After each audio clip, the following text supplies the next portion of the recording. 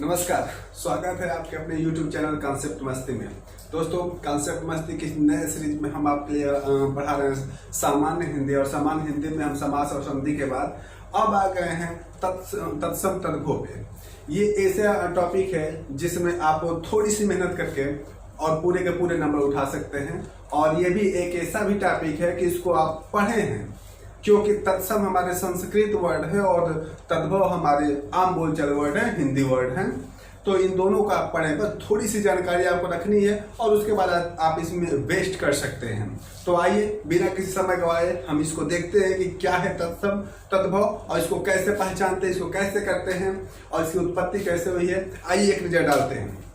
दोस्तों, यहाँ पे देखिए तत्सम तद्भव, बहुत कंफ्यूजन होता है। कई लोग तद्भव तत्सम बोलते हैं, तो इसका सीरियल वाइज नेम रखे तो इसको तत्सम तद्भव करते हैं, क्योंकि पहले तत्सम आता है और उसके बाद तद्भव आता है। अब तत्सम का निर्माण कैसे हो, तद्भव का निर्माण कैसे हो, ये जानने के लिए आपको पहले देखना पड़ेगा कि हिंदी भाषा की उत्पत्ति कैसे हुई है और कैसे हिंदी भाषा ये बदला हुआ है। इन चीजों को आपको देखना पड़ेगा। यहाँ देखिए मैंने एक ग्राफ नुमा हिंदी का विकास दिखाया है। उसके देखिए, पहले हमारी भाषा संस्कृत थी। वैदिक काल में सबसे पहले संस्कृत हम बोलते थे, उसके बाद फिर पाली बोलने लगे, फिर प्राकृत बोलने लगे, उसके बाद अपभ्रंश बोलने लगे, फिर अवहट बोलने लगे, और उसके बाद अवहट के बाद जो हमारी भाषा आई वो हिंदी थी, और यही हिंदी हमें तद्भव कहा गया। और ये जो संस्कृत है प्राचीन काल को, उसको तत्सम कहा गया।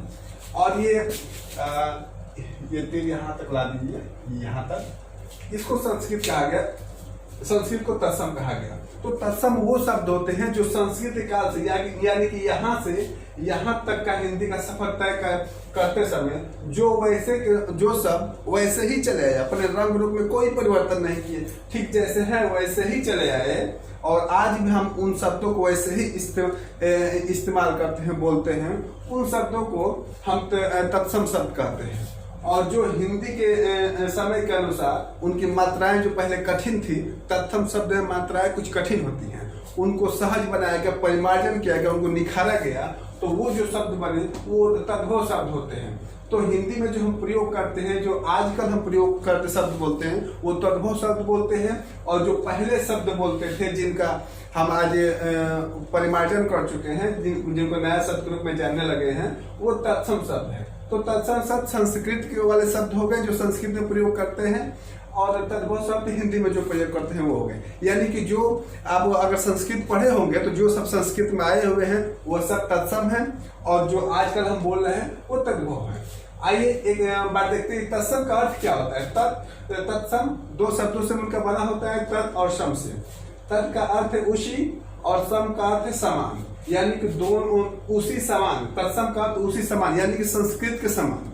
तो इन दोनों को मिलाकर बनता है बिल्कुल वही, यानी कि जो संस्कृत है बिल्कुल वही, यानी जो पहले था एकदम वही है, हमारे में कोई परिवर्तन नहीं होगा, तो हम तत्सम कहलाएंगे। बिल्कुल वही यानी कि संस्कृत में ही रहेगा तो वो तत्सम होगा। बस यही है तत्सम में कि संस्कृत में हर शब्द के आगे विसर्ग लगता है, यानी दो सुनना लगते हैं, वो विसर्ग चिन्ह नहीं लगेगा, और बाकी सब वो तत्सम है।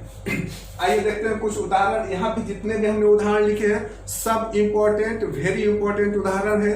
उसमें से भी जो है रेड कलर से जो हमने लिखा है उदाहरण, ये best, most, very most important उदाहरण है, जो कई बार पेपर में आ चुके हैं और बार बार जो गलती करते हैं लोग उनको हमने दर्शाया। आइए देखते हैं बिना किसी समय गवाए हुए।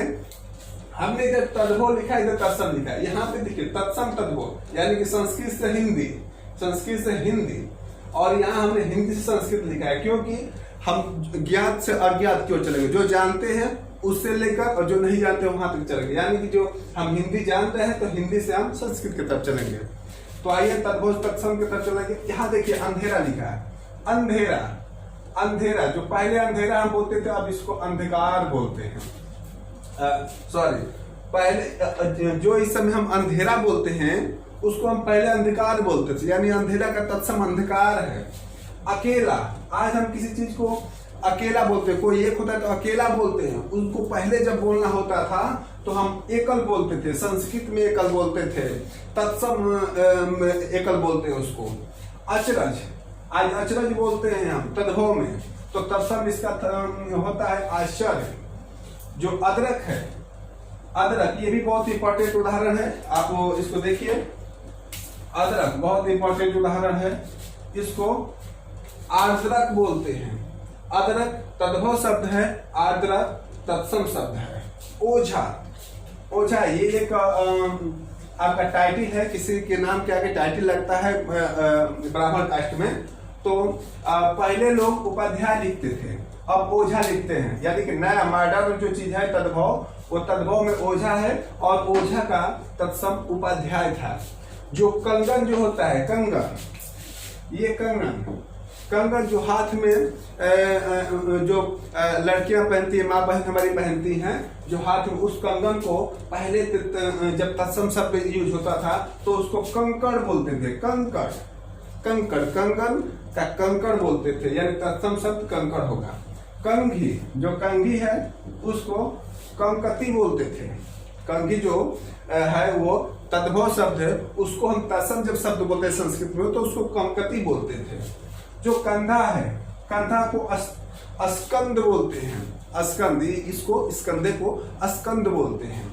अब कछुआ, कछुआ को कच्छप बोलते हैं संस्कृत में, या फिर तत्सम शब्द में। जो कछुआ आज हम बोलते हैं उसको पहले कच्छप बोलते थे। अब देखिए, कहते हैं ना भगवान विष्णु का कच्छप अवतार, वही कछुआ अवतार। अब देखिए कपड़ा बहुत इंपॉर्टेंट है। करपट, कपड़ा जो आज हम कपड़ा, इस कपड़े को कपड़े बोलते हैं, पहले इसको करपट हम बोलते थे, यानी कि संस्कृत में, और तद्भव शब्द इसका करपट है, कपड़े का। कपूत, कपूत का शाब्दिक अर्थ होता है कुपुत्र, यानी कि बिना मतलब का पुत्र। कहने का मतलब वो पुत्र जो कुलायक है, यानी कि हमारे लायक नहीं है, उसको कपूत बोलते थे। उसको तो उसका तत्सम है कुपुत्र, यानी कि कुपुत्र यानी कि बेकारा पुत्र।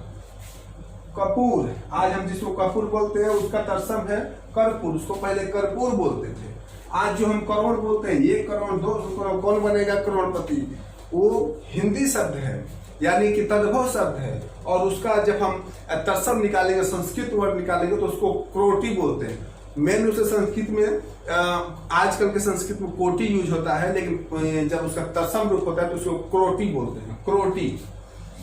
अब देखिए आइए यहाँ पे कांटा, कांटा को कंटक बोलते हैं। कांटा तद्भव है, कंटक तत्सम है, यानी कि कंटक संस्कृत शब्द है, तत्सम है।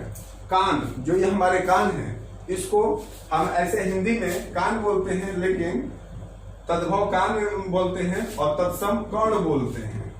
किवाड़, जो दरवाजा होता है हम उसको किवाड़ बोलते हैं। किवाड़ आज के जमाने में हम उसको किवाड़ बोलते हैं, लेकिन पहले के जमाने में, संस्कृत के जमाने में, यानी कि तत्सम के जमाने में उसको कपाट बोलते थे। कपाट, कपाट इसको बोलते थे। अब कुछ, ये भी बहुत इंपॉर्टेंट है। आज हम बोलते हैं कुछ, यानी कि सम, सम मतलब कुछ। तो कुछ को जब संस्कृत में कश्चित बोलते हैं, यानी कि तत्सम शब्द कुछ का कश्चित होगा, कुछ का तत्सम शब्द कश्चित होगा। अब देखिए केकड़ा, केकड़ा आमतौर पर हमारे यहाँ तालाबों में मिलते हैं, 4-5 पैर होते हैं, ऐसे चलते हैं सब, उसको केकड़ा बोलते हैं। उसको, उसका जो शाब्दिक शाब्दिक अर्थ हमने बोला, उसका जो तत्सम होगा वो करपट होगा। ये भी बहुत इंपॉर्टेंट उदाहरण है, इसको मैंने रेट जिसको भी किया है वो बहुत इंपॉर्टेंट उदाहरण, कई बार पेपर में पूछ चुके हैं।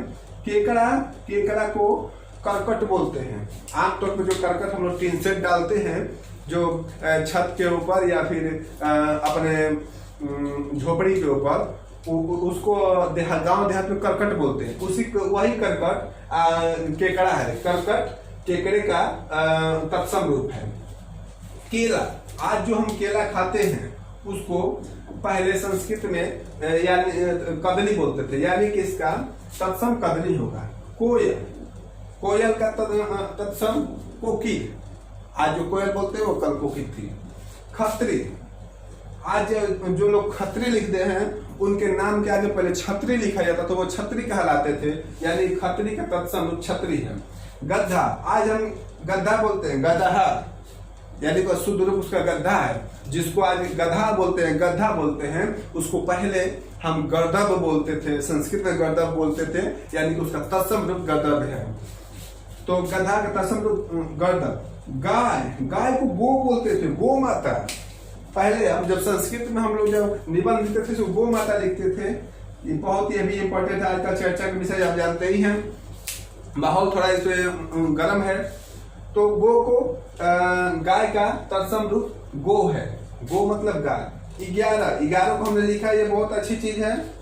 ज्यादातर लोग नहीं जान पाते 11 को कैसे लिखते हैं संस्कृत में तत्सम में।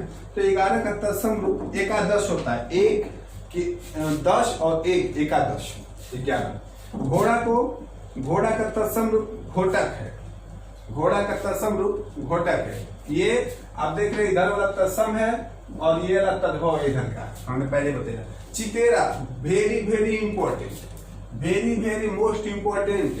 चितेरा, आज जिसको हम चितेरा कहते हैं वो कल चित्रकार के नाम से फेमस था, बल्कि ये कहिए कि आज भी हम उसको चित्रकार ही कहते हैं। चितेरा केवल साहित्यिक नाम है, आज साहित्य में चितेरा का प्रयोग हो रहा है, इसलिए जो चित्रकार है उसको भी आज भी हम लोग चित्रकार ही कहते हैं, लेकिन जो उसका साहित्यिक नाम है वो चितेरा है। इस तरह से चितेरा जो है ये तद्भव है और यानी कि मॉडर्न नेम है, और ये चित्रकार है ये पुराना नाम है, यानी कि संस्कृत नेम है, ये तत्सम शब्द है। इसको ध्यान में रखिएगा दोस्तों, ये जितने भी रेड कलर, खासतौर पे ये तीनों, ये अक्सर पेपर में पूछे जाते हैं, हम कंफ्यूज हो जाते हैं कि चितेरा तो तद्भव है, लेकिन चितेरा तद्भव नहीं है, ये तत्सम है। इसलिए चीज का ख्याल रखिए, तद्भव हमारा चित्रकार तत्सम है, चितेरा तद्भव है, यानी कि मॉडर्न नेम है, ये ओल्ड नेम है संस्कृत नेम। चीता, जिसको हम चीता आज कहते हैं, वो उसका तत्सम चित्रक है, चीता का तत्सम चित्रक। अब यहां से लीजिए तत्सम, ये तत्सम है, इधर से इधर वाला सब तत्सम है। जोगी, जोगी जिसको आज हम जोगी कहते हैं, उसको पहले हम योगी कहते थे, यानी कि जो आज जोगी है उसका तत्सम रूप योगी है। ठंडा, स्तब्ध, ठंडा पहले कहते थे ठंडा को स्तब्ध है, बहुत स्तब्ध है। आप पुराने मुहावरे, ये तो मुहावरे उठा लीजिए, पुराने कोई साहित्य उठा लीजिए, उससे पढ़िए, लिखेगा कि उसको देखकर अचानक वो स्तब्ध रह गया, अचानक स्तब्ध हो गया, मतलब कि अचानक वो ठंडा हो गया, देखकर डर गया, ठंडा हो गया, पसीने जो कहते हैं कि नहीं तब कांप गया। ठंड, ठंड को का तत्सम स्तब्ध है। डायन, ये भी बहुत इंपॉर्टेंट है, बहुत इंपॉर्टेंट है। डायन, आज जिसको हम डायन बोलते हैं उसको पहले हम डाकिनी कहते थे, डायन को पहले हम डाकिनी कहते थे, यानी कि डायन तद्भव है और डाकिनी तत्सम है। दाढ़ी, दाढ़ी बहुत इंपॉर्टेंट, आज जिसको हम ये दाढ़ी बोलते हैं ना, जो दाढ़ी, उसको हम पहले संस्कृत में या तत्सम के जमाने में दंष्टिका बोलते थे, दंष्टिका। इसको याद रखिए, ये भी बहुत इंपॉर्टेंट है, ये मेरे पेपर में एक बार आ भी चुका है, कोई किसी का पेपर दे रहा था उसमें आ भी चुका है। अब डरिए दाहिना, ये जो दाहिना हाथ, दाहिना साइड जो बोलते हैं उसको संस्कृत में दक्षिण बोलते हैं, यानी कि कहीं तो तत्सम में दक्षिण बोलते हैं। दिया, जो आज हम दिया जलाते हैं उसको दीपक, उसका तत्सम रूप है दीपक। वैसे भी कई जगह आज भी दीपक कहते हैं, लेकिन दीपक बहुत पुराना नाम है, तत्सम नाम है, आज के मॉडर्न युग का नाम दिया है। तो ये दिया मॉडर्न युग है और ये तत्सम दीपक है। दूल्हा, दुर्लभ, दुर्लभ, वैसे तो दुर्लभ तो खास तौर पे हम आज भी प्रयोग करते हैं, लेकिन जो मॉडर्न नाम आ गया है वो है दुल्हा, और दुर्लभ ये ओल्ड नेम है, यानी कि तत्सम रूप है, दुर्लभ तत्सम रूप है। तो इसको याद रखिएगा, अगर पूछ देगा, उल्टा भी पूछता है, ये नहीं कि नहीं तद्भव दे देगा तत्सम पूछ देगा, ये नहीं, कभी कभी तत्सम दे देता है और कहेगा कि इसका तद्भव बताओ, तो कंफ्यूज हो जाएंगे आप इन सब में। तो इसको याद रखें आप। कभी कभी 4 ऑप्शन दे देता है, उसमें से कहता है कोई एक कौन सा इसमें तत्सम वर्ड है बताएं या कौन तद्भव वर्ड है बताएं, तो उसको पहचानना मुश्किल हो जाता है। अब नेवला, बहुत इंपॉर्टेंट उदाहरण, नेवला, आज जिसको हम नेवला कहते हैं उसको पहले नकुल कहते थे, यानी कि नेवला का तत्सम नकुल है। पत्ता, आज जिसको इस पेड़ के पत्ते को हम पत्ता बोलते हैं, वो पहले पत्र उसको बोलते थे। पत्राणी वृक्षात पत्राणी पतंती, वृक्ष पत्ते गिरते हैं, और तो वृक्ष पत्ते गिरते हैं। तो ये हिंदी वाक्य जब इसका संस्कृत में अनुवाद करेंगे तो लिखेंगे वृक्षात पत्राणी पतंती। तो पत्राणी यानी कि पत्र, ये पुराना नाम है, यानी कि ये तत्सम नाम है पत्र। इधर देखिए, यहाँ पे लिख लीजिए, यहाँ पर भी लिख लीजिए, ये साइड है आपका तद्भव और ये साइड है तत्सम। इधर वाला साइड तत्सम, ये तद्भव। चूंकि हमने लिख दिया है उसी के हिसाब से हम लिखा है, सब एडजस्ट कर सकते हैं। अब आइए इधर परख, ये देखिए परख, बहुत सुंदर उदाहरण। आज हम परीक्षा नहीं करते हैं, आज हम नया युग में उसको परख बोलते हैं। बच्चों की परख हो रही है, उनके ज्ञान का उनको परखा जा रहा है, यानी ज्ञान की परीक्षा हो रही है, परखा जा रही है, परीक्षा हो रही है। आज हम परीक्षा को जो पहले परीक्षा था उसको हम परख बोलते हैं। बहुत इंपॉर्टेंट उदाहरण, वेरी वेरी इंपॉर्टेंट। परख तद्भव रूप है, परीक्षा तत्सम रूप है। पुराना, पुराना देखिए आगे, पुराना, आज जिसको हम पुराना बता रहे हैं, ये चीज पुराना हो गया, ये मोबाइल पुरानी हो गई है। तो जो मोबाइल पुरानी हो गई, अगर पहले के वर्ड में कहा जाए, यानी तत्सम वर्ड में कहा जाए, तो उसको कहते हैं कि ये बहुत पुरातन हो गया है, प्राचीन के लिए पुरातन हो गया है। तो ये पुरातन, पुराना का तत्सम वर्ड पुरातन है। बकरा, आज जिसको हम बकरा कहते हैं कि बकरीद है, बकरा की बलि दी जाएगी, वो बकरा को हम तत्सम में यानी कि संस्कृत में वर्कर कहते थे। वर्कर आज कहेंगे कि अब ये तो इंग्लिश वर्ड है, लेकिन नहीं दोस्तों, ये तत्सम वर्ड है, वर्कर, बकरा वर्कर। बनारस, पहले के जमाने में बनारस को वाराणसी कहते थे। पहले जमाने में आप शास्त्र उठा के देखेंगे तो काशी और वाराणसी, काशी के बाद वाराणसी का जिक्र हुआ है। उसके बाद इसका नाम बदलकर बनारस रखा गया, क्योंकि पुनः फिर इसका नाम वाराणसी रखा गया है, लेकिन वो पुराना ही नाम को रिपीट किया गया है। अब जब मॉडर्न नाम लेंगे तो मॉडर्न नाम बनारस है, यानी कि ये तद्भव, ये बहुत कंफ्यूज वाला है। ये भी इंपॉर्टेंट में इसको भी लिख लीजिएगा। बनारस ये तद्भव है और वाराणसी तत्सम है। बनारस तद्भव, वाराणसी तत्सम। इसको ध्यान दीजिए दोस्तों, वाराणसी नया नाम नहीं है, वो पुराना नाम को ही रिपीट किया गया वाराणसी को, इसलिए वो तत्सम रूप है। बनारस नया नाम उसका किया गया था। बाघ, बाघ को व्याघ्र बोलते हैं संस्कृत में, यानी कि बाघ का तत्सम रूप व्याघ्र है। बिच्छू, बिच्छू का तत्सम वृश्चिक है, वृश्चिक, बिच्छू का तत्सम रूप वृश्चिक है। भीतर, ये भी बहुत इंपॉर्टेंट उदाहरण। भीतर, अभयंतर, अभयंतर भाग बोलते हैं, भीतरी भाग अभयंतर भाग, यानी कि जिसको कहते हैं भीतर, चलो भीतर, तो पहले हम कहते थे कि चलो अभयंतर, यानी कि तत्सम रूप भीतर का अभयंतर है। बहुत इंपॉर्टेंट उदाहरण है। भूख, भूख यानी कि बुभुक्षा, आज जिसको हम भूख बोलते हैं उसको, उसका तत्सम रूप बुभुक्षा है। पहले हम कहते हैं, आज कहते हैं भूखमरी के शिकार हैं, तो वो कहते थे कि बुभुक्षा के शिकार हैं, यानी कि भूख तद्भव रूप है, बुभुक्षा तत्सम रूप है। अब मेढक, मेढक को मंडूक बोलते हैं। संस्कृत में जब आप पढ़ेंगे कि एक मेढक एक कुएं में था, तो आज हम कहते हैं कि मेढक समझता है कि पूरा कुआं ही संसार है, बस इतना ही में संसार है, तो उसको संस्कृत में उसी को बोला गया। तो कूप मंडूक, कूप मंडूक यानी कि मंडूक मतलब मेढक होता है। इसका ये मंडूक, कूप मंडूक आपको वाक्यांश के एक शब्द में भी आता है, कूप मंडूक, यानी कि कूप मतलब कुआं होता है, मंडूक मतलब मेढक। तो मेढक का नया मॉडर्न युग है, मंडूक पुराना है, तत्सम रूप है। शक्कर, जिसको आज हम चीनी बोलते हैं, शक्कर, शक्कर को तत्सम रूप शर्करा है, शक्कर का तत्सम रूप शर्करा है। अब देखिए, ये भी बहुत इंपॉर्टेंट, वेरी वेरी इंपॉर्टेंट उदाहरण है। सलाई, सलाका, सलाई सलाका, वेरी वेरी इंपॉर्टेंट उदाहरण है। आपका भी कई बार पेपर में आ चुका है, इसको ध्यान दीजिएगा। सलाई को सलाका बोलते हैं, सलाई का तत्सम रूप सलाका है। अब देखिए सरसों, सरसों का तत्सम रूप सरसप, सरसप, सरसों को सरसप हम बोलते हैं, यानी कि सरसों जो आज हम बोलते हैं तिलहन सरसों, वो मॉडर्न युग नेम है, हिंदी नेम है, उसको सरसप बोलते थे ओल्ड नेम में, यानी कि तत्सम रूप में संस्कृत में। तो इस तरह से आप संस्कृत में इसका एक और नाम है, मुझे याद नहीं आ रहा है, लेकिन तत्सम रूप इसका सरसप है।